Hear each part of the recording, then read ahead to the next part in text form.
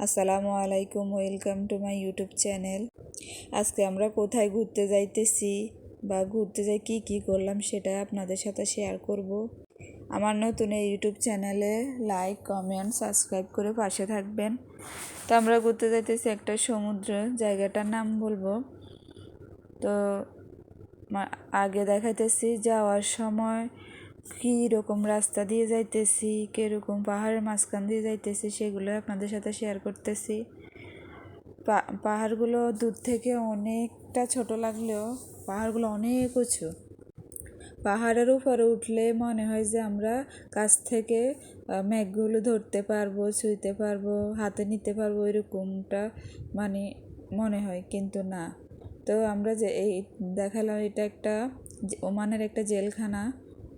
এটা সামনে দিয়ে যাইতেছি রাস্তা। তো আমরা 3 ফ্যামিলি যাইতেছি অনেক মজা করতে করতে। আমরা 2 ফ্যামিলি একটা গাড়িতে, আরেকটা ফ্যামিলি আরেকটা গাড়িতে আসতেছে আমাদের পিছনে। তো আমরা যাইতেছি, সৌন্দর্যগুলো আপনাদের সাথে শেয়ার করতেছি। দেখেন ঘরগুলো অনেক ছোট মনে হইতেছে, কিন্তু ঘরগুলো, তারপরে জায়গাটা অনেক বিশাল বড়। দেখেন এই বাড়িটা মনে হইতেছে অনেক ছোট, অনেক নিচু, কিন্তু এটা অনেক বড় এরিয়াতে এই বাড়িটা তৈরি হয়েছে। দেখেন মেঘগুলো যেন আমাদের কাছে চলে আসতেছে, আমরা ধরতে পারবো, কিন্তু না, এগুলো ধরার মতো সম্ভব আমাদের নাই। আমরা শুধু এটা দেখতে পারবো, ছুঁইতে পারবো না। অনেকটা রাস্তা যাইতেছি, তাই আপনাদেরকে দেখাইতেছি। দেখেন যতটুকু যায় এতটুকু পাহাড়, মেঘ, আমার কাছে অনেক মজাই লাগছে।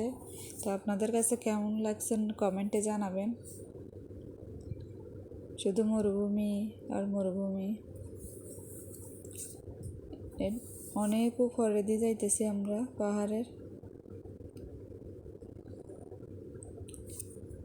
মনে হইতেছে না যে আমরা পাহাড়ের উপর দিয়ে যাইতেছি, আসলে জায়গাটা অনেক উপরে। আর আমরা যাইতে যাইতে অনেকটা সুন্দর হয়ে যাইতেছে। জানি না যাই পৌঁছাইতে কয় ঘন্টা লাগে, মনে হয় যে সন্ধ্যায় হয়ে যাবে। তো সন্ধ্যা হইলে তার কিছু করার নাই, কারণ আমরা লেটে বাইর হয়েছি, লেট করে ফেলছি বাবুর জন্য। সমুদ্রের পাড়টার নাম হলো আখের সেদা, সবাই সেদা নামে বলে। দেখেন আমরা পৌঁছাইছি, সন্ধ্যা হয়ে গেছে, তবুও তাড়াতাড়ি নেমে পড়লাম।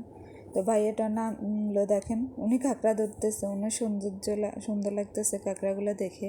তো আমিও তাড়াতাড়ি নেমে পড়লাম, কারণ আমি আর কন্ট্রোল করে থাকতে পারতেছি না। এত সুন্দর জায়গা, এত সুন্দর, আমরা 10 মিনিটও থাকতে পারি নাই, অনেকটা সুন্দর হয়ে গেছে, রাত হয়ে গেছে। তারপরে আমরা আসার জন্য রওনা দিলাম।